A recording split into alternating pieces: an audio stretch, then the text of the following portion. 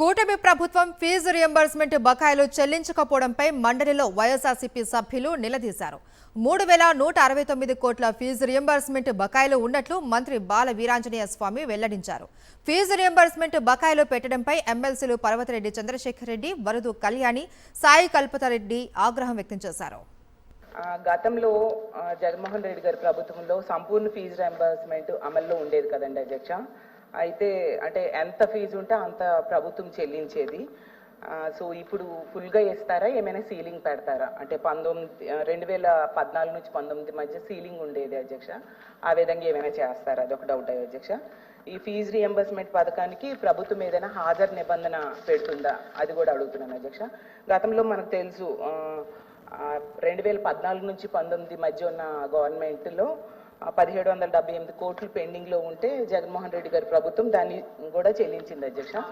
మొన్న 2023 డిసెంబర్ వరకు కూడా మొత్తం చెల్లించడం జరిగింది అధ్యక్ష. పాత గవర్నమెంట్ ఎలక్షన్ కోడ్ అవడం వల్ల నెక్స్ట్ దాగింది. ఇది పిల్లల చదువుకు సంబంధించిన అంశం కాబట్టి మానవతా దృష్టితో ప్రభుత్వం ఆలోచించి తొందరగా ఫీజు రియంబర్స్మెంట్ చెల్లించాల్సిందిగా కోరుతున్నాను అధ్యక్ష. ఈ కూటమి ప్రభుత్వం అధికారంలోకి వచ్చినప్పుడు పీజీ విద్యార్థులకు కూడా ఫీజు రియంబర్స్మెంట్ అమలు చేస్తారని చెప్పడం కూడా జరిగింది అధ్యక్ష. దీనికి సంబంధించి సుమారుగా లాస్ట్ ఇయర్ జూలైలో జరిగినటువంటి అడ్మిషన్స్లో 40,000 మంది విద్యార్థులు మన రాష్ట్రంలో పీజీ చేరున్నారు అధ్యక్ష. వారందరూ కూడా ఫీజు రియంబర్స్మెంట్ వస్తుందన్న ఆశతో చేరడం కూడా జరిగింది. అయితే దానికి సంబంధించి ఫీజు రియంబర్స్మెంట్ ప్రాసెస్ అయితే జరగలేదు లాస్ట్ ఇయర్.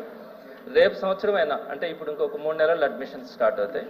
ఇంకొక 40,000 మంది దాకా సుమారుగా చేరొచ్చు. అంటే పాత 40,000 మందికి ఈ 40,000 మంది 80,000 మందికి నెక్స్ట్ ఇయర్ అంటే ఫస్ట్ ఇయర్ సెకండ్ ఇయర్లలో నెక్స్ట్ ఇయర్ పీజీ అడ్మిషన్స్కి సంబంధించిన ఫీజు రియంబర్స్మెంట్ ఇస్తారా అని మంత్రి గారిని అడుగుతున్నాను అధ్యక్ష. అలానే యూజీ కోర్సెస్కి సంబంధించి 2024-25 సంవత్సరానికి సంబంధించి 3 క్వార్టర్స్ పెండింగ్ ఉన్నాయి అధ్యక్ష. అంటే సుమారుగా 2,100 కోట్లు పెండింగ్ ఉన్నాయి.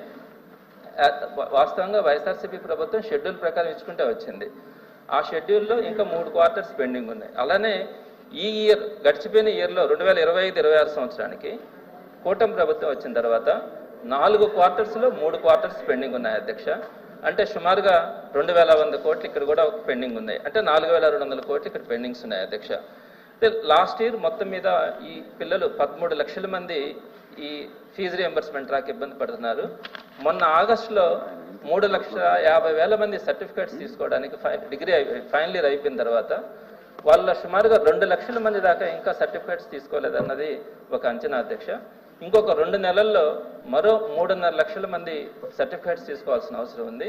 వారికి 6 క్వార్టర్స్ పెండింగ్ ఉన్నాయి అధ్యక్ష. అంటే 1.5 సంవత్సరం ఫీజు పెండింగ్ ఉంది. ఎలాంటి పరిస్థితిలో కూడా వాళ్ళ 1.5 ఇయర్ ఫీజు కట్టుకొని ఆ సర్టిఫికేట్స్ తీసుకునే పరిస్థితి లేదు. కాబట్టి ఈ బకాయిలన్నింటినీ కూడా మనం చెల్లించి ఈ 3.5 లక్షల మంది విద్యార్థులను కూడా మనం సేవ్ చేయగలమా లేదా అన్నది ఒకటి మంత్రి గారు చెప్తారని ఆశిస్తాను అధ్యక్ష.